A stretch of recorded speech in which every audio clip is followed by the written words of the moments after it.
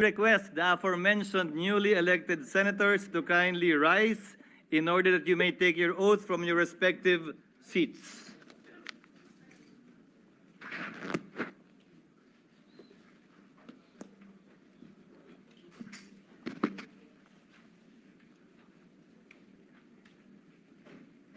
Please raise your hand and repeat after me. I, please state your name.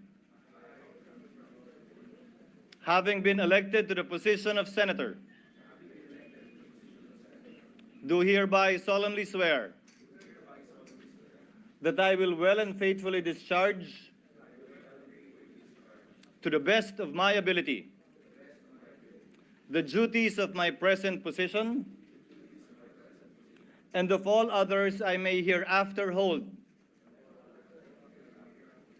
under the Republic of the Philippines, that I will support and defend the Constitution of the Philippines, that I will obey the laws, legal orders, and decrees promulgated by the duly constituted authorities, and maintain true faith and allegiance to the Republic of the Philippines, and that I impose this obligation upon myself voluntarily, without mental reservation or purpose of evasion. So help me God.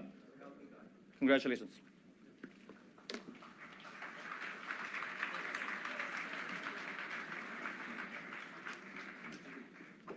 Secretary will please call the roll. Roll call of members: the Honorable Senator Aquino, Senator Cayetano Alan, Senator Cayetano Pia, Senator De La Rosa, Senator Ejercito, Senator Estrada, Senator Gatchalian, Senator Go, Senator Hontiveros, Senator Lacson, Senator Lapid, Senator Legarda, Senator Marcoleta, Senator Marcos, Senator Padilla, Senator Pangilinan, Senator Soto, Senator Tulfo Erwin, Senator Tulfo Rafi, Senator Villanueva, Senator Villar Camille, Senator Villar Mark, Senator Zubiri, Senate President Escudero. With 24 senators present, Chair hereby declares the presence of a quorum. Majority Leader? Mr. President, I move that we suspend the session. Any objection? Hearing none, session is... Is there any objection? There being none, we will now proceed with the election of the President of the Senate. Mr. President, I move that Senator Villanueva be recognized for the nomination. Senator Joel Villanueva is recognized. Thank you very much, Mr. President. Thank you, Acting Majority Leader. Mr. President, esteemed colleagues, throughout the years, many extraordinary senators have graced this august chamber. With so many courageous, passionate, and committed public servants in this chamber, it is incredibly difficult, if not impossible, to leave a legacy that truly stands apart. But in our long history as an institution, I dare say that Senator Francis Chiz Escudero is characterized among those who have left an indelible mark. Our relationship with Senator Escudero dates back during our glory days in the lower house of Congress. At the young age of 28, he rose to represent the District of Sorsogon with distinction, matching and even surpassing the caliber of more seasoned and veteran lawmakers, serving as Deputy Majority Leader and eventually as our Minority Leader. Nung ako po'y isang bagitong kongresista noong 12th Congress, ako po'y tambay doon sa Majority Leader's office. Noong pong 13th Congress, tambayan ko naman ang Minority Leader's office sa basement ng North Wing Building sa Kamara de Representantes. Hindi po dahil gusto ko yung amoy ng sigarilyo, kundi dahil parang classroom po na doon ay merong profesor na nagtuturo sa iyo. Tuwing lalabas po ako sa North Wing basement, ganado po ako palagi. Or to say the least, palagi po akong inspired at confident. During those years, Mr. President, I saw Senator Escudero's deep respect for law, his brilliance as a lawyer, his charisma as a leader, and eloquence as a speaker. Hindi na po siya nagsisigarilyo ngayon.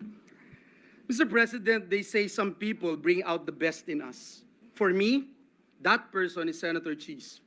He doesn't just fan the flames, he ignites the fire. Here in the Senate, Senator Escudero has established a legacy that leads with courage, clarity, and an unwavering commitment to public service. In committee work, he has been known to cut through the noise and focus on solutions. Whether in bill and budget deliberations or oversight hearings, his grasp of detail and sense of justice remain uncompromising, Mr. President.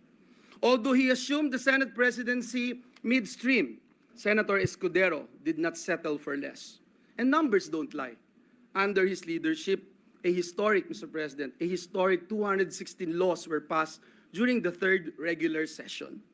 This is a proof of his outcome-focused mindset and ability to sometimes micromanage.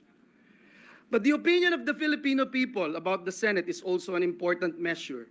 According to the latest Pulse Asia survey in June, more than half, or 53% of those surveyed, are satisfied with the Senate's performance, an 8 percentage point increase from 45% in March of 2024. When challenges come, Senator Escudero stands firm, facing them with political maturity and discernment. He even patiently answers endless, repeated questions from our friends from the media, even from his critics, not to grandstand, but to enlighten. During a time when our institution was under attack because of conflicting views on impeachment, he stood his ground and guided the Senate in the right direction. Napakarami pong sinalag ni Senator Escudero para protektahan ang ating minamahal na Senado. Hindi po madaling harapin, Ginoong Pangulo, ang mga mapanghusgang mga komento, masasakit na mga batikos ng ilang mga kritiko, at minsan mga below the belt na pag-aatake, lalo na po sa social media. Pero hinarap niya po ito ng may tapang, subalit, sa paraang mahinahon, matalino, at marespeto. At sa inilabas po na desisyon ng Korte Suprema tungkol sa impeachment, ang tanong, Ginoong Pangulo, hindi pa po ba klaro na tama ang landas kung saan dinala ni Senator Escudero ang buong Senado? Hindi po tayo nagmadali, hindi rin naman natin inupuan ang impeachment, subalit sa isang sama-samang desisyon binigyang gabay ng ating SP na panatili natin ang moral high ground ng Senado. Sa ganito pong mga pagkakataon ko po nadama ang lubos na pagmamalaki sa ating institusyon, Ginoong Pangulo, at maging lalong proud bilang miyembro ng Senado ang makagawa ng tamang desisyon para sa ating mga kababayan. In all humility, Mr. President, I can say that when Senator Escudero ran for Vice President in 2016, I could not support him. Because we belong to different parties, Mr. President. When he aimed for Senate presidency, I did not support him then either. Aaminin ko po, Mr. President, wala pong direktang suporta na nakuha sa akin si Senator Escudero sa mga nakaraang laban niya sa politika. So bakit po si Senator Chiz Escudero? Dahil bukod po sa hindi nawala ang tiwala niya sa atin, hindi po niya tayo nakalimutang i-mentor, i-challenge, i-inspire. He truly brings out the best in us. Higit sa lahat, klaro po ang mga gusto niyang ma-accomplish. Sa kabila po ng ingay sa politika, ang gusto lang po niya ay work, work, work, work. I join his cause and I believe Senator Chiz can bring out the very best in the Senate this 20th Congress. Therefore, Mr. President, I nominate the good gentleman from Sorsogon, Senator Francis Chiz Escudero, as our Senate President. Thank you, and may God bless us all. Thank you, Senator Joel Villanueva, the Acting Majority Leader. Yes, Mr. President, I ask that Senator Gatchalian be recognized for his seconding nomination. Senator Sherwin Gatchalian is recognized. Maraming salamat. Magandang umaga po sa lahat. Noong 19 Congress po, nagkaroon po ako ng pagkakataon at oportunidad na makatrabaho po si Senate President Chiz Escudero. At bilang chairman po ng Senate Committee on Ways and Means, ang aming trabaho ay gumawa ng batas para makahanap ng bagong sources of revenue. At dahil po sa kanyang liderato, guidance, at sabi na nga ni Senator Joel, pagpupursige, nakapagpasa ho kami ng 10 batas sa Committee on Ways and Means kung saan makakalikom ang gobyerno ng halos 300 billion in new sources of revenues. Hindi ko makakalimutan nung binabalangkas ho namin yung Create More Law na isa sa pinakakomplikadong batas na hinawakan po ng Senate Committee on Ways and Means. Merong mga 2, 3, 4 na gabi na pumunta ho siya sa aking tanggapan, umupo doon hanggang hating gabi at hindi ho aalis kung hindi ho matapos yung batas. Kaya po, dahil po sa kanyang pagpupursige, ang Create More Law ay ating naisabatas at ngayon ay pinapatupad po ng ating pamahalaan pang nasyonal. So with that, Mr. President, it is my great honor, it is with great honor to second the nomination of Senate President Chiz Escudero. Thank you, Senator Gatchalian. Acting Majority Leader. Yes, Mr. President, I move that Senator Ronald Bato de la Rosa be recognized to second the nomination. Senator Ronald Bato de la Rosa is hereby recognized. Thank you, Mr. President. Mr. President, esteemed colleagues, ladies and gentlemen, as your attorney, it is my honor to express my profound support for one of the sharpest, most intelligent senators I have ever had the privilege of working with. A real attorney with a heart, Senator Chiz Escudero. He whose nomination I have the honor of seconding.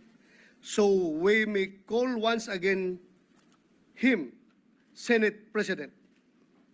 I admit that I started as a reluctant supporter of our Senate President, caught up in the whirlwind of events at the time. I gave the kind of support that was almost synonymous with surrender, with raised hands and tear-stained eyes, as if to say, wala na rin akong magagawa.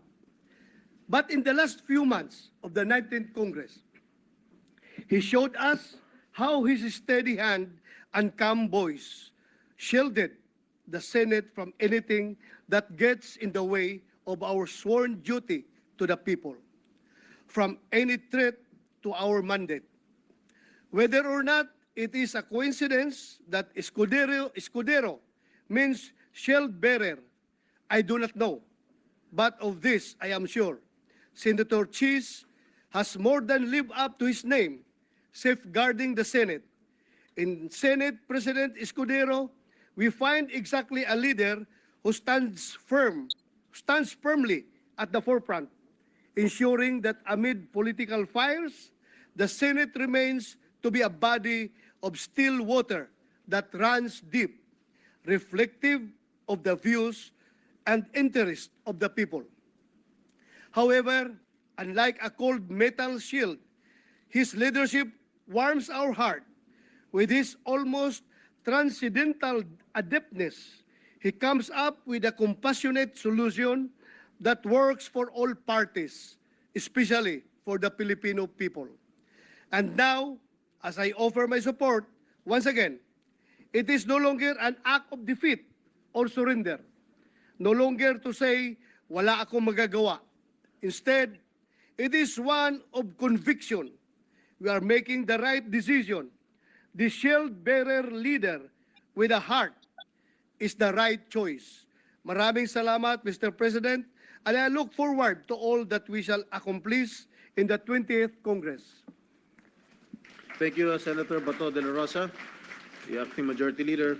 Yes, Mr. President, I move that Senator Raffy Tulfo be recognized to second the nomination. Senator Raffy Tulfo is hereby recognized. Thank you, Mr. President. My dear colleagues, today I rise not just to nominate a leader, but to honor a legacy of service and unwavering commitment to the Filipino people.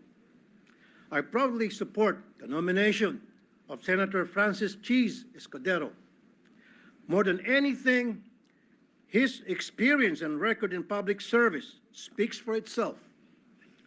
from his early days as one of the youngest lawmakers in Congress to his role as Senate President during the 20th Congress, Senator Escudero has consistently championed legislation that uplifts lives. Under his leadership, the Senate passed key measures that strengthen our sovereignty, boost our economy, and protect our most vulnerable. But beyond the bills and titles, Senator Escudero brings leadership with heart. Matibay na puso ang kailangan upang pagtagpuin ang 23 magkakaiba na opinyon dito sa Senado. At ibalanse ang mga ito sa direksyon na nais tahakin ng ehekutibo. He may have faced criticism for some decision taken as Senate President, but he made sure that those decisions were backed by sound reason and solid legal basis. As a leader, he was able to handle 23 hard-headed and strong-willed individuals with 23 different advocacies and opinions. Kaya naman, malaki ng respeto ko sa trabaho ng isang Senate President. So today, with full confidence in his ability to lead, to listen, and to deliver, I nominate Senator Francis Chiz Escudero because our nation deserves nothing less. Thank you. Thank you, Senator Rafi Tulfo. Majority Leader. Yes, Mr. President, I move that Senator Juan Miguel Zubiri be recognized for his nomination. Senator Juan Miguel Mig Zubiri is hereby recognized. Thank you very much, Mr. President. Akala ko mali din yung pangalan ko. You read it right. Dear my dear colleagues, I have the honor of nominating for the Senate presidency a tried and tested leader of this august chamber, a workhorse like no other, and a man who can strengthen the public trust in this institution in even the most turbulent times. No other than Senator Vicente C. Soto III. Senator Soto's track record speaks for itself. He's a veteran among veterans, beginning his career in public service as Vice Mayor of Quezon City in 1998, during which time he established the Vice Mayor's League of the Philippines, and by 1992, he began his first term in the Senate. He has been a hardline anti-drug champion throughout his public service career, spearheading the passage of the Comprehensive Dangerous Drugs Act of 2002 and the Anti-Drunk and Drug Driving Act of 2012. In the realm of the executive, he also served as the chairman of the Dangerous Drugs Board in 2008 before his return to the Senate in 2010. Other notable laws to his name are the Juvenile Justice and Welfare Council Act, the Children's Emergency Relief and Protection Act, the National Athletes Coach and Trainers Benefits and Incentives Act, and the Motorcycle Crime Prevention Act, as well as the Bayanihan to Heal Us One Act and the Doktor Para sa Bayan Act. Throughout his 24 years in the Senate, as a testament to his great skill as a leader and a consensus builder, he has gained the trust of various sets of senators to serve as Majority Leader, as Deputy Minority Leader, and ultimately as Senate President. Having served in various leadership roles in the Senate, Senator Soto perhaps has developed a deep understanding of our rules and traditions, and more importantly, the gravity of upholding them. He does not just know our rules inside out, he also knows what chaos and instability will ensue if we fail to honor them.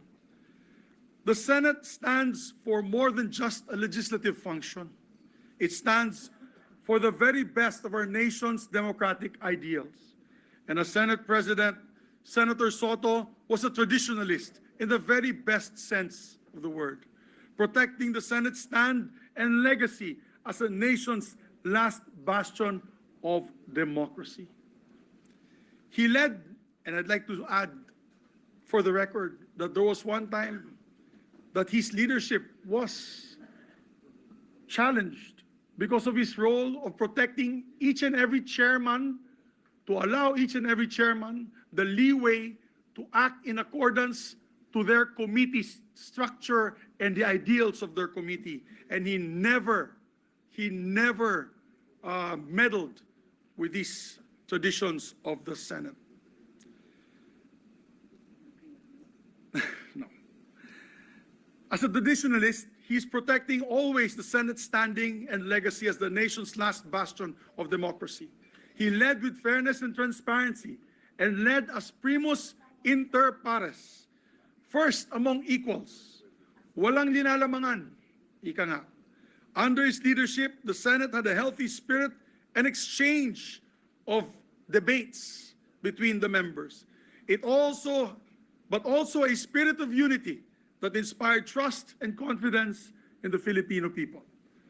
As his majority leader during his term as Senate President, I have seen firsthand his commitment to this institution and how he led by example. For instance, he was always present and on time, walang absent. If there's anyone in this institution that claimed the perfect attendance, it is him as well since the start of his legislative career, together with myself since 1998. I guess with him it's 1992. To show his commitment to the institution as a legislator, he led definitely by example. For instance, even during the time of COVID, we were all online, Mr. President. All of us were online. I was in Cagayan de Oro as majority leader because there was a lockdown. Senator Soto, Mr. President, was present all the time in the session floor, in the exact podium where the presiding officer is sitting right now. To be able to open session, even at an elder age, he was a senior citizen. He was not afraid to come to the Senate and to start the sessions in that podium, Your Honors. Ikaw na lang ang mahihiya pag naunahan ka niya sa session hall, pag kayo'y late. And I'd like to give a short anecdote on that. As a matter of fact, those days, I would be late sometimes. As many of you know, sometimes I'm late for my meetings. But as majority leader, the Senate President Soto would always start session at 3 p.m., regardless if we were here or not. And I could recall a few times, he would start session at 3 p.m. and suspend to await my arrival. Siyempre, nakakahiya po yan. And I learned my lesson not to be late anymore. It was quite embarrassing, actually. But that was Senator Soto. He was a stickler for the rules and traditions. At bilang Senate President, lagi siyang handa para sa lahat na nangyayari at mangyayari sa Senado. From the day-to-day grind of the legislative meal to the long-term timelines for our priority measures. Ika nga, walang trabahong malit at walang problemang malaki para kay Senator Soto. Tito Sen was on top of everything and the Senate functioned smoothly under his guidance. So my dear colleagues, let us elect a leader who can help the Senate rise above the noise and establish itself once again as an institution dedicated to nothing but the best interests of the Filipino people. Let us elect Senator Vicente C. Soto III as our Senate President. Maraming salamat po at mabuhay ang Senado. Thank you, Senator Migs Subiri, Majority Leader. Yes, Mr. President, I move that Senator Lauren Legarda be recognized to second the nomination. Senator Lauren Legarda is recognized. Thank you, Mr. Presiding Officer. It is my honor to second the nomination of Senator Vicente C. Soto III for the Senate presidency. A former Senate President and the most seasoned member of this chamber, now in his 5th Senate term, Senator Soto brings unmatched institutional memory and legislative experience, as well as a firm grasp of the discipline and the decorum that this august institution demands. He understands both the weight of the Senate's traditions and the demands of principled dissent, qualities that powerfully distinguish his ability to lead the Senate. I was in my first term in 1998 till 2004. I was the majority leader in 2001, and he was the minority leader. Fast forward on my 3rd term, he was a Senate President for many years, and I was his trusted chairman of the Committee on Finance. We've worked together for more than 25 years, and I can attest to his discipline that he will lead with transparency, discipline, decorum, accountability, and many more, the traits needed by the institution at this time. This designation affirms our commitment to a Senate that is discerning and grounded in democratic principles, engaging in the work of legislation with integrity, transparency, accountability, and independence. Thank you, Mr. President. Thank you, Senator Lauren Legarda, Majority Leader. Mr. President, there are no other nominations. I therefore move that we close the period of nomination and proceed to vote for the position of the President of the Senate. Is there any second? Senator Allen, Peter?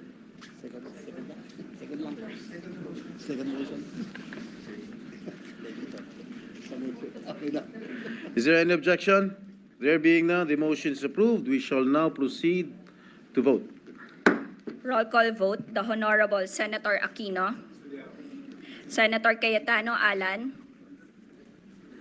Senator Cayetano Pia, Senator De La Rosa, Senator Escudero, Senator Ejercito, Senator Estrada, Escudero, Senator Gatchalian, Senator Go, Senator Hontiveros, Senator Lacson, Senator Lapid,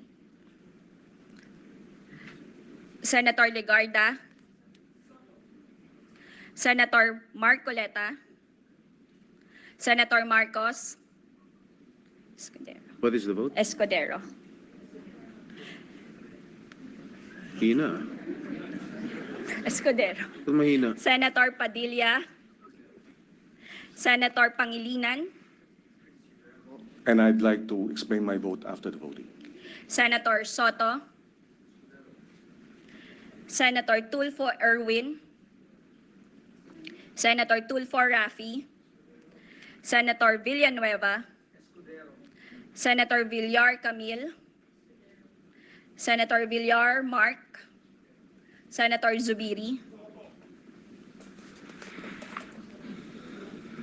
Lapid Escudero.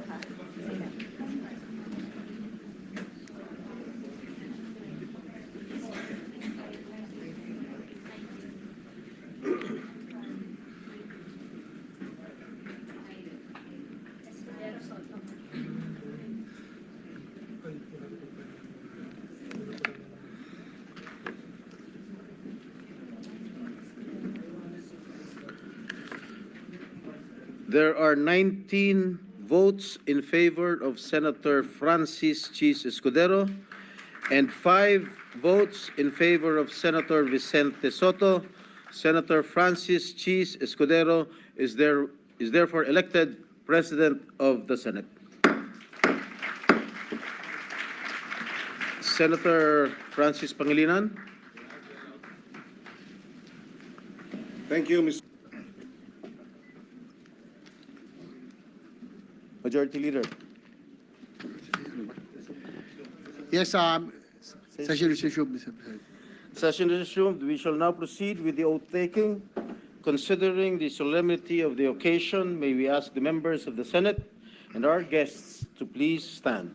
The Honorable Senator Pia Cayetano will administer the oath to the Senate President-elect. Senator Escudero, please raise your right hand and follow after me.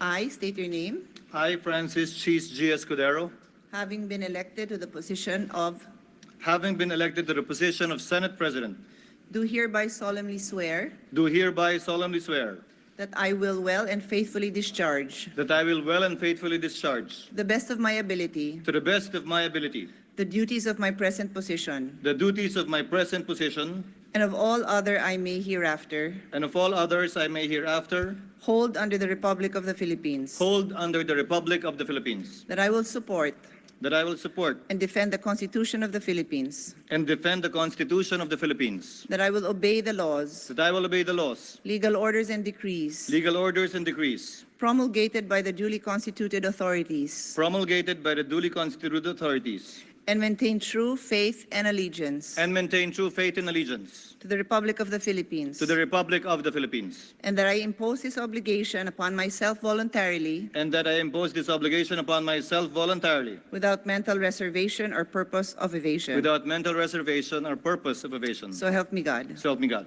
Congratulations.